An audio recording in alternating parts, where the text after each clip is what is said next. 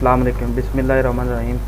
हमें एक मिला था बिज़नेस प्रोजेक्ट, वो इन्वेस्टमेंट अप्रेजल था। वो हमने बनाया, उसको हम देखते हैं। इन्वेस्टमेंट किया,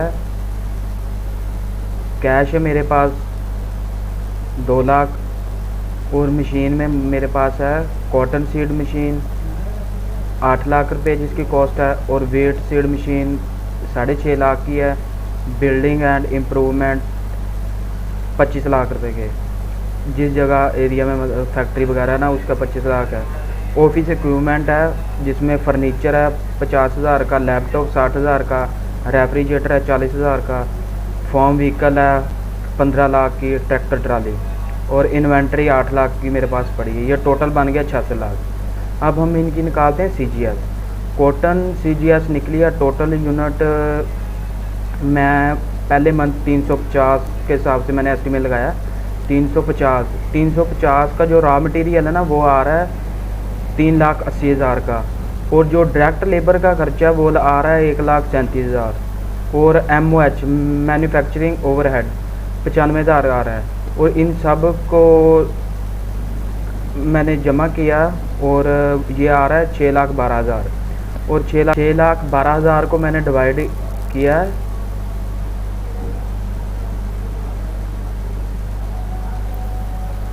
और इसको मैंने डिवाइड कर दिया H2 पे, और टोटल यूनिट और जो इधर से हमारा टोटल आया था ना, इनको मैंने डिवाइड किया, और 350 मेरे यूनिट है, मैंने उसको डिवाइड कर दिया 6,12,000 तो ये पर यूनिट प्राइस मेरे पास आ गई है ये 1749 रुपये, 1750 लगा लो।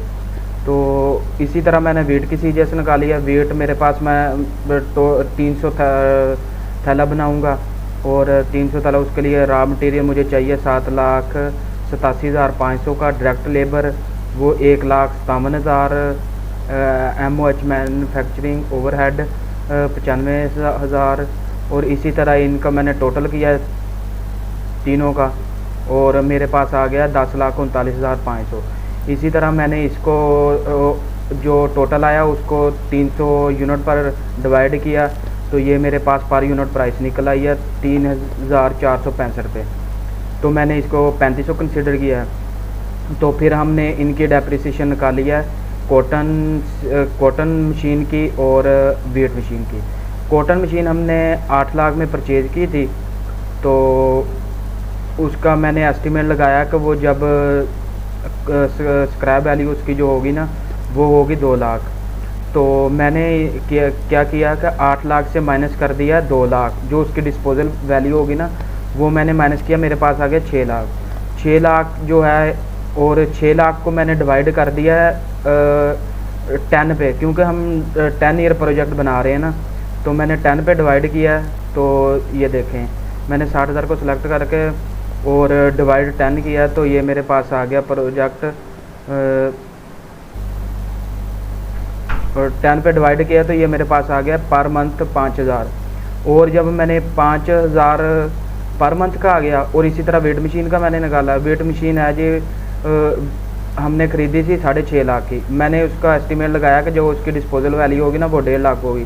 तो मैंने वेट मशीन का माइनस किया। वेट मशीन मैंने ख़रीदी थी 6.5 लाख में, उसमें मैंने 1.5 लाख जो एस्टिमेट लगाया था ना डिस्पोजल वैल्यू, वो मैंने माइनस कर दिया। तो हमारे पास निकल आया जी 5 लाख। 5 लाख को मैंने डिवाइड किया 12 पे, सॉरी 10 पे। 5 लाख को मैंने डिवाइड कर दिया 10 पे, तो ये हमारे पास पर मंथ आ गया 4,167 रुपये। उसके बाद हम निकालते हैं इनकी डिस्पोजेबल वैल्यू। डिस्पोजेबल वैल्यू में क्या है कि हमारी मशीन है ना, जो वो 10 ईयर के बाद कितने की हो सकती है। इसी तरह ये थी, ये है 8 लाख की, और हमने 8 लाख की मशीन परचेज़ की थी, और हमने इसका वैल्यू निकाली है डिस्पोजेबल वैल्यू। हमने एस्टिमेट लगाया कि इसकी 2 लाख रह जाएगी, ये 2 लाख की बिक जाएगी। उसके बाद आ जाता है हमारे पास वेट मशीन, वो 6.5 लाख में हमने परचेज़ की है, तो उसका एस्टिमेट लगाया कि वो 1.5 लाख की बिक जाएगी। इसी तरह हमने ऑफिस इक्विपमेंट था, वो लैपटॉप था 60,000 का, हमने उसका एस्टिमेट लगाया 10,000 का बिक जाएगा। डिस्पोजल वैल्यू उसकी डिस्पोजल वैल्यू उसकी जो होगी ना, वो 10,000 है। उसी तरह रेफ्रिजरेटर 40,000 का था, वो भी 10,000 में बिक जाएगा। फॉर्म व्हीकल 15 लाख की ली थी, वो 12 लाख उसकी डिस्पोजल वैल्यू। इसको इसी तरह हमने टोटल डिस्पोजल वैल्यू बनाई है 15,70,000। उसके बाद आ जाती है इनकम स्टेटमेंट। इनकम स्टेटमेंट क्या है? इनकम स्टेटमेंट में हमने सेल किया 290 बैग। इनकम स्टेटमेंट में हमने सेल किए 290 बैग। 290 बैग 2800 के हिसाब से सेल हुए हैं। इसको मल्टीप्लाई किया 2800 को 290 के साथ, तो ये आ गया हमारे पास ये आ गया 8,12,000। इसी तरह हमने कॉस्ट ऑफ गुड सोल्ड इसी में से माइनस करनी है। सी जी एस 1750 रुपये ऊपर हमने निकाले भी है, पर यूनिट 1749 रुपये।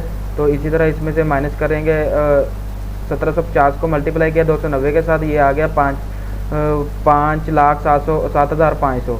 और इसको हमने माइनस कर दिया सेल से, ये हमारे पास ग्रॉस प्रॉफिट आ गया 3,04,500। और इसके बाद हमने निकालने ऑफिस एक्सपेंस, और ऑफिस एक्सपेंस हमारे पास है 5,000, और सैलरी एक्सपेंस है 50,000, व्हीकल फ्यूल एक्सपेंस है 50,000। डेप्रिसिएशन हमने ऊपर निकाली है, डेप्रिसिएशन को ऐड कर लिया इसके अंदर। तो एडवर्टीज़मेंट एक्सपेंस है, इलेक्ट्रिसिटी एक्सपेंस है, ये सब मिला के बन जाता है 1,53,880।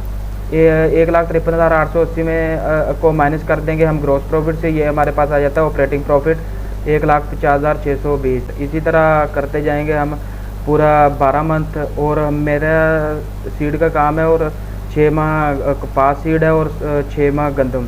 तो अब आ जाते हैं हम 7 मंथ। पिछले 6 उसी मेथड से जो पहले हो गया, और 7वें मंथ में आके गंदम सेल करनी है, तो गंदम पे आ जाते हैं।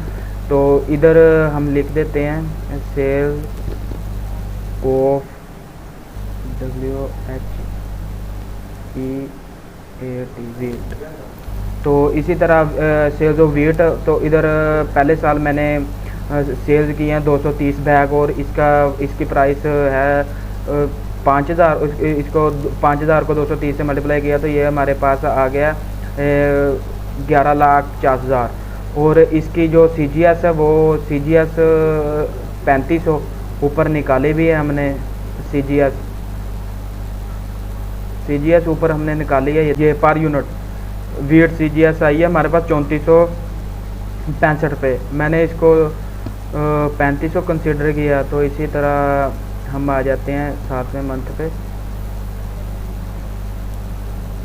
ये देखें, इधर मैंने इसको 3500 को 230 से मल्टीप्लाई किया, तो हमारे पास CGS आ गया। CGS को सेल से माइनस कर दिया, तो ये ग्रॉस प्रॉफिट आ गया 3,45,000। इसमें से हमने जो इस मंथ हमारे एक्सपेंस हुए हैं वो माइनस किए हैं, वो एंड पे जाकर प्लस किए हैं, तो वो बनते हैं 1,64,380। और इनको माइनस कर दिया हमने इधर से जाके। तो माइनस करने के बाद हमारे पास ऑपरेटिंग प्रॉफिट आता है 1,80,620। इसी तरह हमने पूरे 12 मंथ की इनकम स्टेटमेंट बना ली हैं। तो ये पहला साल कंप्लीट हो गया। इसी तरह दूसरा साल मैंने 10 ईयर प्रोजेक्ट बनाया, तो 10 ईयर कंप्लीट हो गए। इसके बाद हम आ जाते हैं अपना इन्वेस्टमेंट अप्रेजल में जो टेक्निक्स इस्तेमाल होती हैं, ARR पे बैक पीरियड और IRR NPV, उस पर हम चलते हैं।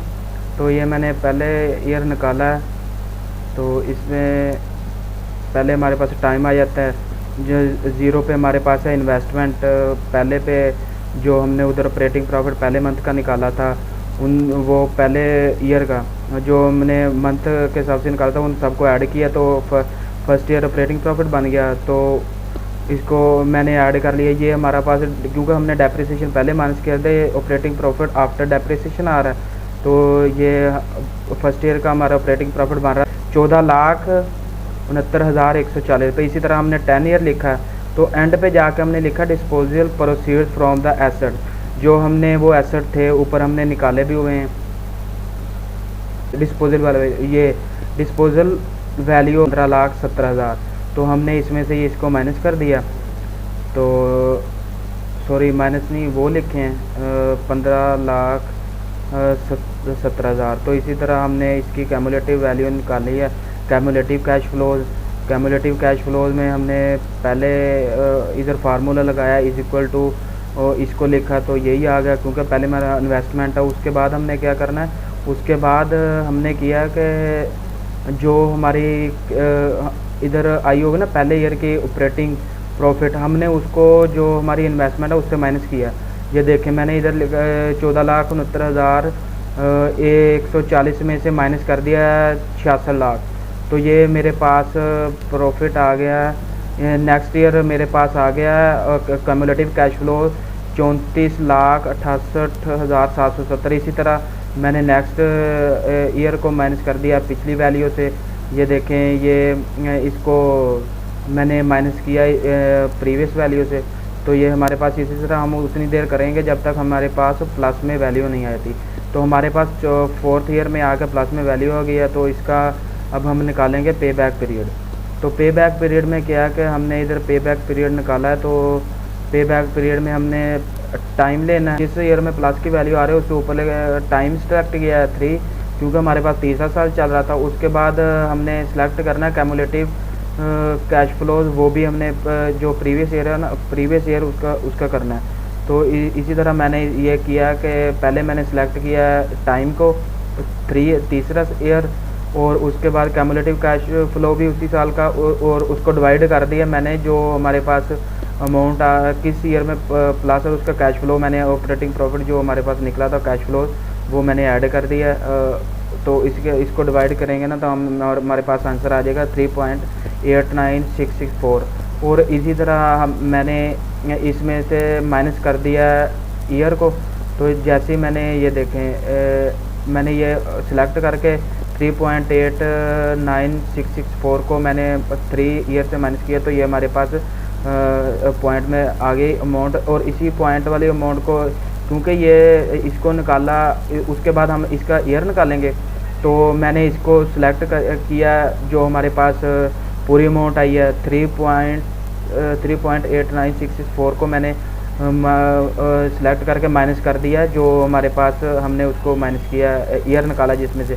तो हमारे पास ईयर आ गया 3, और 3 ईयर आने के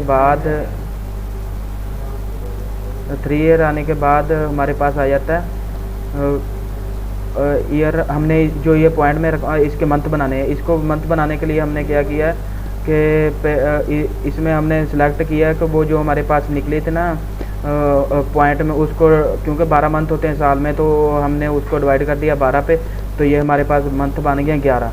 तो और उसके बाद हमने निकाला है ARR कैसे निकला हमारे पास। ARR निकालने का लिए average operating profit after depreciation, और हमने इन सब को क्योंकि इन्वेस्टमेंट तो हमने किया उसको, उसके अलावा हमने सारी रकमों को डिस्पोजल प्रोसीड से ऊपर की तमाम रकमों को ईयर को 1 से लेकर 10 तक उनको किया प्लस और डिवाइड कर दिया 10 पे, क्योंकि 10 ईयर प्रोजेक्ट है हमारा। तो हमारे पास average operating profit after depreciation आ गया 16,76,629। और इसके बाद हमने इसमें से निकाला average investment to earn that profit. Average investment to earn that profit हमारे पास इस तरह आया कि हमने जो इन्वेस्टमेंट किया है उसमें से माइनस करनी है अमाउंट जो डिस्पोजल प्रोसीड्स ऊपर हमने निकाली थी 15,70,000, वो हमने माइनस किया। तो हमारे पास आ गया 50,30,000, तो माइनस में आ रहा है। तो हमने 50,30,000 में से ये फार्मूला ARR का average annual operating profit divide average investment earn that profit multiply 1000, हमने इसको किया ये देखें, इसको मल्टीप्लाई किया कि पहले ऊपर average operating profit after depreciation divide by average investment to earn that profit, इसको हमने डिवाइड किया तो हमारे पास आ गया 33%। इसके बाद आ जाते हैं हम NPV। हमने ना एक एस्टीमेट लगा लेना कि इंटरेस्ट रेट का एस्टीमेट हमने लगाया था 13%, और इसी तरह 13% का एस्टीमेट लगाने के बाद हमने ऊपर इसका formula present value is equal to future value divide into 1 plus I bracket close की पावर n से मुराद है कि नंबर ऑफ ईयर जो जितने हम ईयर है। तो इसका हमने पहले ईयर का फार्मूला इधर लगा दिया। तो ये देखें ये हमने सेलेक्ट की है ये कैश फ्लो जो हमने फ्यूचर वैल्यू सेलेक्ट करने के बाद हमने डिवाइड 1 प्लस किया है 1 प्लस आई जो इंटरेस्ट रेट है हमारा 13। इंटरेस्ट रेट के बाद हमने जो उसकी बन रही है एन नंबर ऑफ़ ईयर, वो हमने इधर जाके सिलेक्ट किया कि 0। तो इस पे जैसे हम क्लिक करेंगे, इंटर किया, तो ये हमारे पास माइनस की वही अमाउंट आ गई। और उसके बाद दूसरे ईयर में आ जाते हैं। दूसरे ईयर में आने के बाद हमने इस पे क्लिक किया, इसका फार्मूला क्या ऐड किया, वही मैंने देखे हैं, वही किया कि जो फ्यूचर वैल्यू हमारे पास है, जो पहले साल का ऑपरेटिंग प्रॉफिट है, वो फ्यूचर वैल्यू हमारे पास वो है 14,69,140। उसको डिवाइड कर दिया 1 प्लस आई इंटरेस्ट रेट था जो उस, और ब्रैकेट क्लोज करके उसकी पावर दे दिया number of year first year. वो ये देखें, ये मैंने सेलेक्ट किया, उसके बाद इंटर किया, तो ये हमारे पास अमाउंट निकल आई है 13,01,24। इसी तरह हमने सबको करना है। तो एंड पे हमारे पास एनपीवी की वैल्यू आ जाती है 29,69,752। और फिर हम निकालते हैं एनपीवी की वैल्यू हमने 0 लेके आनी है ना। तो इधर हमने क्या किया कि यही मेथड अपनाया हमने। तो इसी तरह मैंने इधर सेलेक्ट किया कि इधर तो हमने इसकी वैल्यू 0 लाने के लिए इंटरेस्ट रेट बढ़ा दिया है। तो इंटरेस्ट रेट बढ़ाने के बाद मैं इसको बढ़ाता एस्टीमेट लगा कि इधर तक पहुँचा कि ये 22.78481% पे आके ना इसकी वैल्यू 0 होती है। हमने ये निकाला कैसे, वही फार्मूला है इज इक्वल टू, हमने इधर जाके वही फ्यूचर वैल्यू सेलेक्ट की है 1 प्लस इंटरेस्ट रेट की पावर वही टाइम n। तो हमारे पास ये वैल्यू निकल आई है। तो